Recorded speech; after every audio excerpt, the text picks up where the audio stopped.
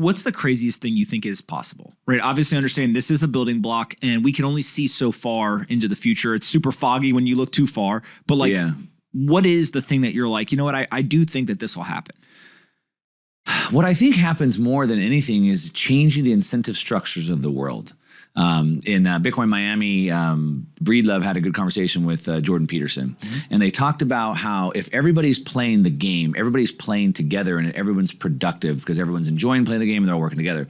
But if half the people had to step out of the game to enforce the remaining half to play the game, you've lost productivity because now half the people have to force the other people. But also when they're forcing the other half of the people, they don't really want to play anymore. So their productivity goes down. And that's kind of the environment that we're in today.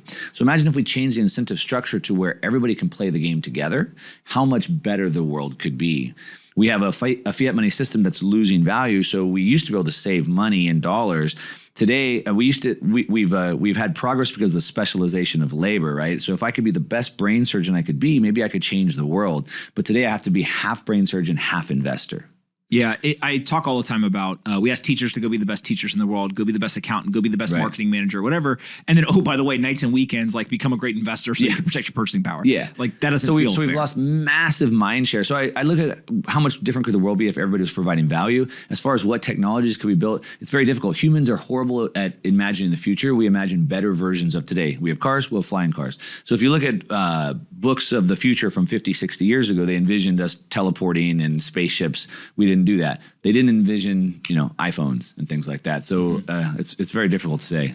Do you think that the innovation on top of Bitcoin will come from the Bitcoin community, or do you think it'll be outsiders who are looking for some technology and realize they can use Bitcoin, but they aren't necessarily "quote unquote" Bitcoiners in term as they create the innovation? Probably eventually non-Bitcoiners, right? So I think what happens is I look at it like a TCP/IP protocol, and there's trillions of applications built on one protocol. And now we have a Bitcoin protocol, and I believe there will be trillions of applications built on top of the Bitcoin protocol eventually. Like this Taro, for example, seems like a pretty cool option where we could maybe launch other tokens on top of that. A lot of Bitcoiners aren't super happy about that.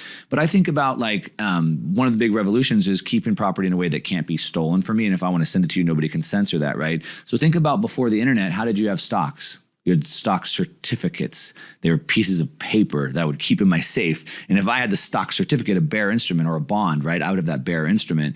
And almost if you could put assets back into bearer instruments where I could hold them and we could exchange them freely. So I think that's probably a big innovation that could happen. And I think we'll start to see a lot of stuff come on that aren't Bitcoiners.